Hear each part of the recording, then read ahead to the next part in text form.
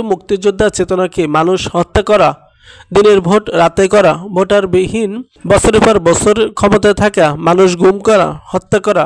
ছাত্র জনতার আন্দোলনের শেষ 5 দিন।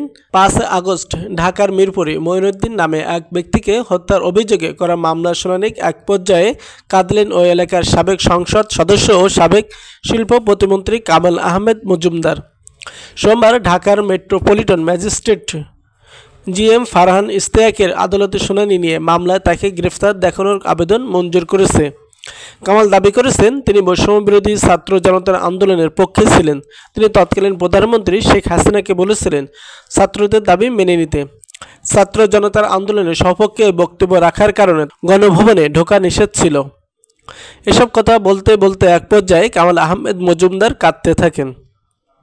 তিনি আদালতকে বলেন, একের পর এক মিথ্যা মামলা দিয়ে আমাকে হয়রানি করা হচ্ছে। কামালের এসব বক্তব্য অসত্য বলে দাবি করেন ঢাকা মহানগর দায়রা জজ আদালতের প্রধান public prosecutor PP Omar Farooki.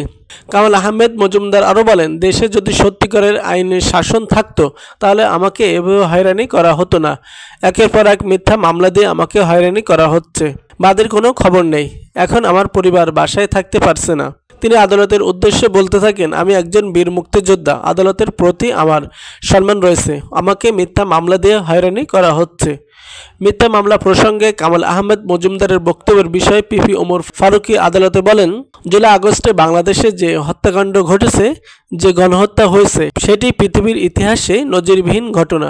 মিথ্যা মামলা দায়েরের কথা মানে হচ্ছে খুনের শিকার সেই সব নিহত। মিথ্যা মামলা প্রসঙ্গে কামাল আহমেদ মজুমদারের বক্তব্যের বিষয়ে পিপি ওমর ফারুকী আদালতকে বলেন, জুলাই আগস্ট বাংলাদেশে যে হত্যাকাণ্ড ঘটেছে, যে হত্যাকাণ্ড হয়েছে, সেটি ইতিহাসে নজিরবিহীন ঘটনা। মিথ্যা মামলা দায়ের কথা বলা মানে হচ্ছে খুনের শিকার সেই সব নিহত সন্তানদের সঙ্গে পরিহাস।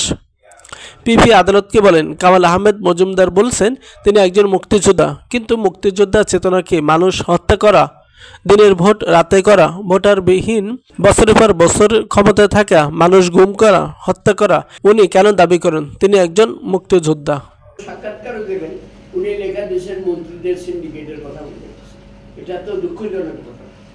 এই ধরনের কথা বলা ঠিক না, কারণ আমি সরকারি দলের সংসদ সদস্য, পাশাপাশি আমি ক্যাবিনেটের একজন মিনিস্টার। এই ধরনের কথা এটা কোনো অবস্থাতে গ্রহণযোগ্য না। কাজে আমি মনে করি আজকে বাজার সিন্ডিকেট যারা এগুলা করছে, তাতে আমরা সবাই সম্মিলিতভাবে আমরা এটা করতে পারি। কালকে দোকান মালিক সমিতির সভাপতি আলাউদ্দিন সাহেব বলছেন বিএসটিএকে এবং যে আপনারা